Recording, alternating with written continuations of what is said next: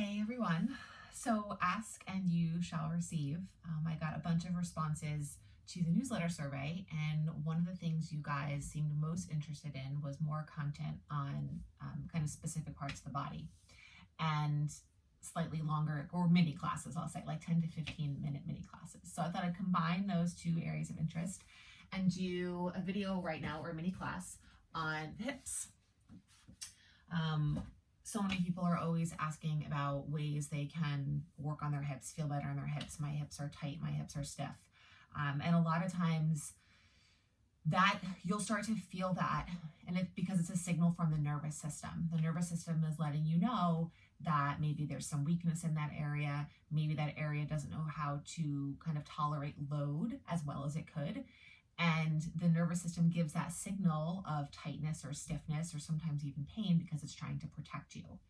And it's our job to use movement to take care of ourselves and tell the nervous system, hey, I'm good, I got this, I can manage my hip on my own, I don't need you to protect me from myself. But the only way that that's going to happen is by building more strength, by building more resiliency, by making our joints more robust. So here is a short class practice that we're going to do to work on that. So you're going to come lay onto your back, and I'm going to work in all the different directions of movement of the hips as part of this. So you're going to lay on your back, feet about hip width apart, and just take a moment to feel the connection of your feet on the floor. Right? I want you to try to root down through the center of the heel and then across the entire ball of the foot. And you know what? I'm actually going to take my socks off. I highly recommend doing this without socks because you want your feet to really connect to the ground, and there's the nerve endings in your feet communicate a lot with what's happening all the way up the chain. And so the closer the surface of your foot is to the actual floor, the better communication you're going to get. So feet are on the ground, center of both heels, balls of the feet pressed down. And just take a moment, kind of notice the position of your pelvis. Maybe rock back and forth a little bit just so you can sort of see what it feels like to tip forward and get that arch in the low back, and then to tuck back and feel the low back press into the ground. And then see if you can find just kind of somewhere neutral where maybe there's that gentle kind of natural curve of your lumbar spine. Press your feet down and just start to lift and lower your hips. Bridges. You're trying to keep that nice even foot connection. Right and left feet equally pressing down. And then also within the foot, the heel and the ball of the foot are pressing equally. And as you're lifting and lowering, maintaining some awareness of your pelvis, noticing if it starts to really arch forward a lot as you lift and then the low back is kind of taking over. Noticing if you're tucking a lot, which isn't necessarily bad. It's not that none of those positions are bad.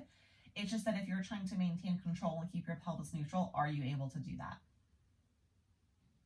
A couple more here. So this is working what's called hip extension, which is when your leg goes back behind you. I know it may not seem like that's what's happening here, but it is.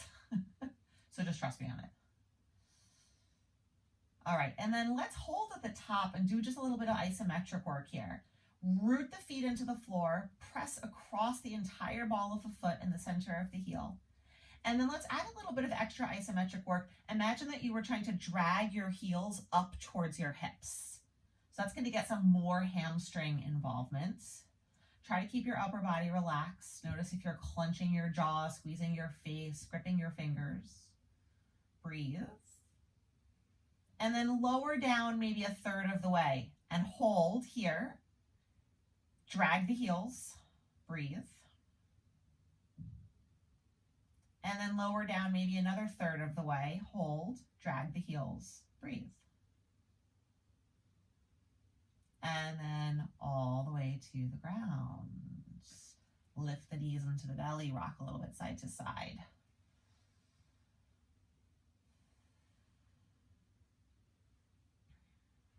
Okay, so bring the feet back down to the floor and lift the left knee in towards the belly. Arms are going to stay on the ground. Right foot presses into the floor, that same heel and ball of the foot connection, and start to circle your left leg around. Now, the more that you can maintain that good connection of your right foot to the floor, That's going to help your pelvis stay pretty level and even, which is going to allow this movement at the left hip to be at the hip and not kind of a pulling of the pelvis side to side. Right? So what you're doing on the right side of your body is impacting what's happening on the left side of your body. Reverse the direction of the circles. And you can play around. Like if you let go of that pressing of the foot, you can even see me if you want to take a look, or just feel it in your own body. It's actually much better than watching me. Your pelvis will start to roll around. And then the moment you press that foot down again, it will stay in place so that more movement is happening at the left hip. And then we'll switch. Left foot onto the ground, right knee in towards the belly, connect the left foot to the floor, begin to circle the right thigh around. And you're getting lots of directions of movement here. Circular movement is awesome because it covers so much variation. It gets us out of the front to back. Oh, I just got a cramp. It gets us out of the front to back movement patterns that we live in pretty much all day long. Oh, this cramp is not going away. See, just that pressing action of my foot is creating a cramp, doing something that I'm not used to doing. Make sure you reverse the direction of the circles if you haven't. And then set the right foot back down. All right, stretch your legs out, reach your arms overhead. Just take a really, really big stretch, reach, reach, reach, reach, reach, reach, reach.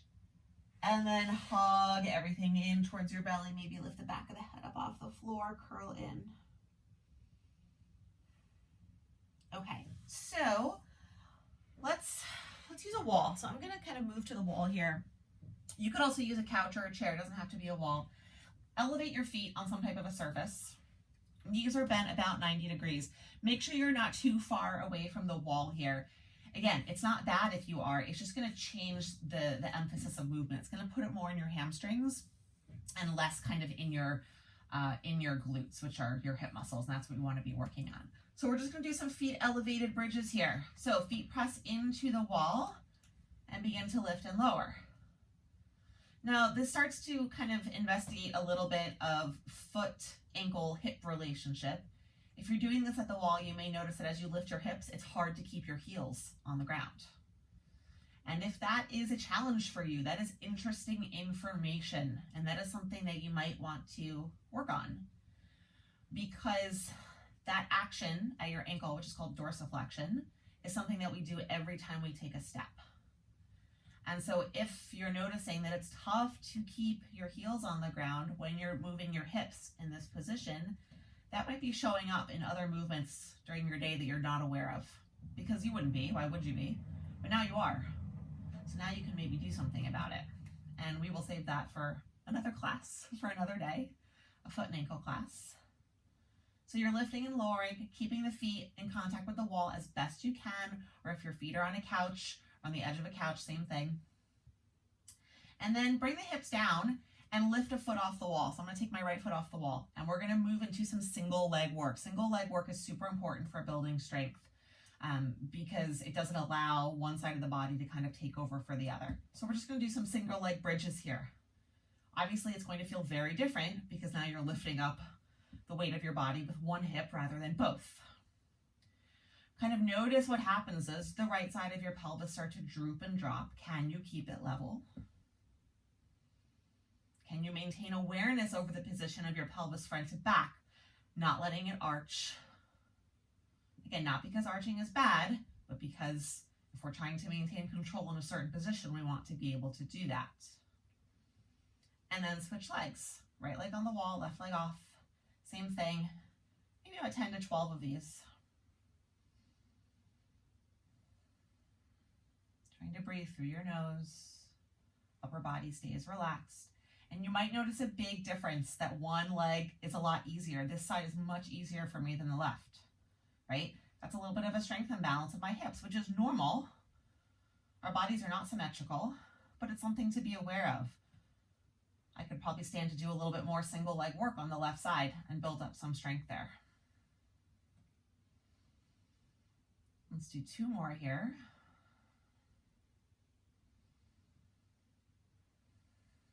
Okay, and then take the feet off, hug the knees in towards the belly, and come on up. All right, so let's do some hands and knees work. This is going to be mostly a floor-based practice for today. So on hands and knees, we're going to kind of pick up a little bit of the same principle as we did on our back. We're going to do some circles with one leg at a time. But the way that you press the remaining parts of your body onto the ground is going to help direct more of those circles into the hip and reduce some of the rocking. So bring your attention to your right hand and your left knee and toes and press them into the floor. Push the floor away and you'll feel some really good engagement across the front of the body. Then lift your right leg up, keep the knee bent, and begin to circle around. And hopefully, if you're able to maintain that really good pushing away action of your right hand and left knee and left toes, as you're circling your right hip, there's not going to be a lot of rocking and swaying. And now with these circles, you can get more extension, right? You can get the leg back behind the body more than you could when you did circles on the ground. And try to make these as big as you can. Reverse the circles, make sure you go both directions. Try to breathe through your nose as best you can. Okay, and then bring the right leg down. And now we're going to switch the emphasis of our floor connection. Now it's left hand, right knee. Push away. Left leg lifts up, left knee is bent. Circles. Right, and if you're really pressing away with your left hand and your right leg, there's some really good core work happening there,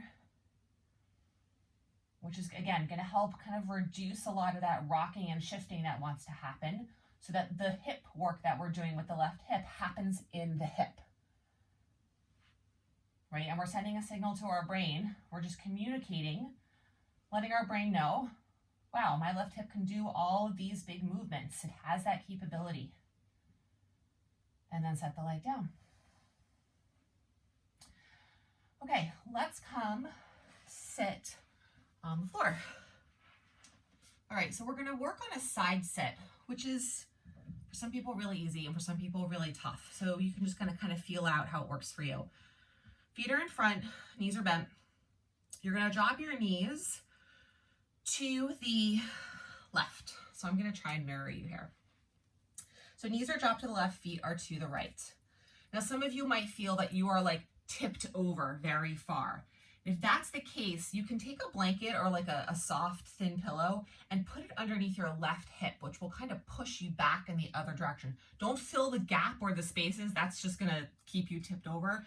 You want to kind of help bring yourself back to the other direction. And then we're going to do some work with this back leg. So in this case, it's the right leg. There's lots of ways to do this. You can slide the leg as we move, or you can keep the leg lifted. You can kind of experiment and see what works. There's also lots of variations in terms of where you place your hands. So let's start kind of with step one, which is going to be leaning back, hands on the floor, and sliding. So you're going to straighten that right leg, slide it in front, come to crisscross, straighten the leg, sweep it out, bend the knee back to your starting position. Right, so you're just moving that right leg from an internal rotation here to a big external rotation. Now, you can move on to step 3, 4, or who knows, 10 to 20 by taking your hands away, and you'll notice an instant change.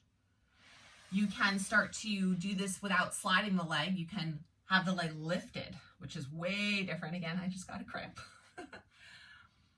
You can also have more awareness of your upper body, which is kind of relating to how your pelvis is sitting on top of your thigh bones.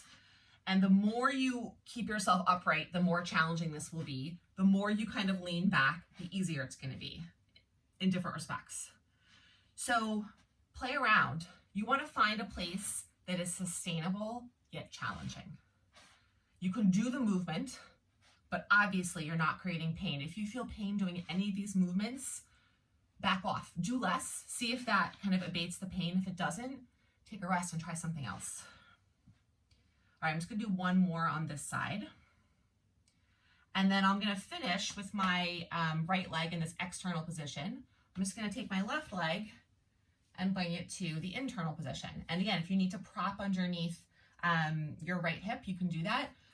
you're probably going to feel a really big difference between sides. This might be your quote easier side. It might be your quote harder side. Just notice. And then we're going to go through the same thing. I'm going to try and show just a couple of, I don't know, I'm going to experiment with some different variations here. I'm using my hands, but I'm lifting my leg. Right, you can be sliding. You can use a slider or a paper plate on carpet if you want, or kind of like a washcloth on hardwood. I'm going to try a couple taking my hands away.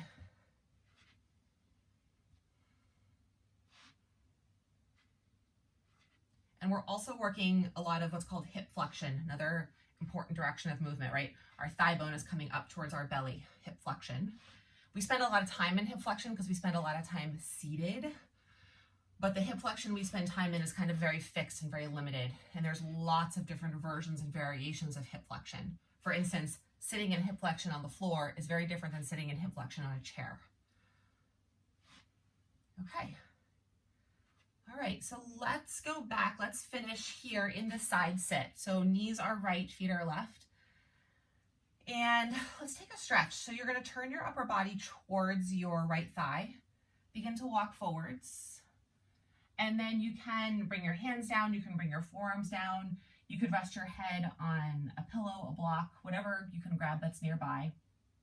Or you can just keep your head just sort of relaxed and looking towards the floor. And take a few breaths here. And if you're watching this video and you found that any of these movements aren't working for you and you're not sure what to do, send me an email and I'll give you some other ideas. You know, when you make a video, you can only include so many different sort of variations. But I want these to be as helpful and as useful and usable as possible for you guys. So please don't hesitate to reach out if you need something different. Okay, and then lift yourself all the way back up. Flip the legs to the other way so we can do our stretch on the other side. So now just turn your upper body towards that left thigh. Walk forwards. Take a few breaths, breathing in and out through your nose.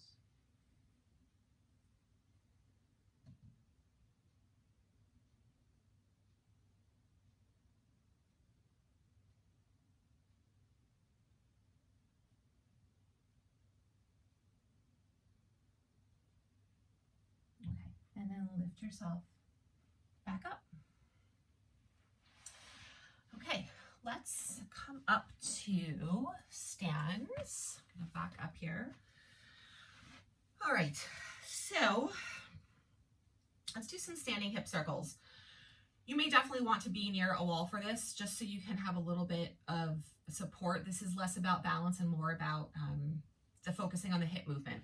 So you're going to stand on your, I'm going to try to mirror you again, on your right foot and lift your left leg up. Now, same things applies when you were on the ground. That connection of your right foot to the floor, you're pressing with your heel and the ball of the foot. And imagine that you're pressing the floor away from you so that there's work happening through this leg and you're communicating between your foot, your knee, your hip, all the way up into your brain. And you're giving the area of your brain that kind of controls your movement a better picture of these areas of your body. And then start to do your circles with your left hip.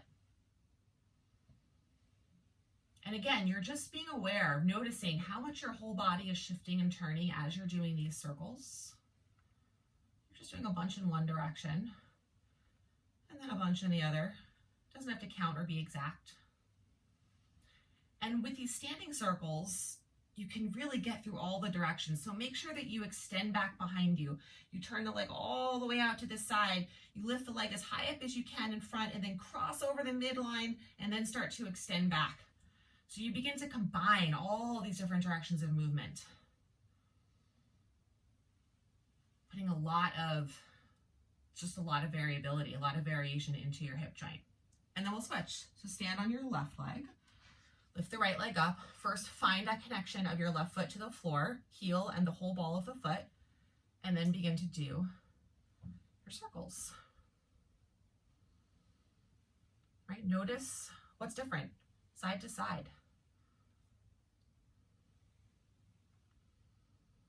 Try to maintain your breathing through your nose. Reverse the direction of the circles.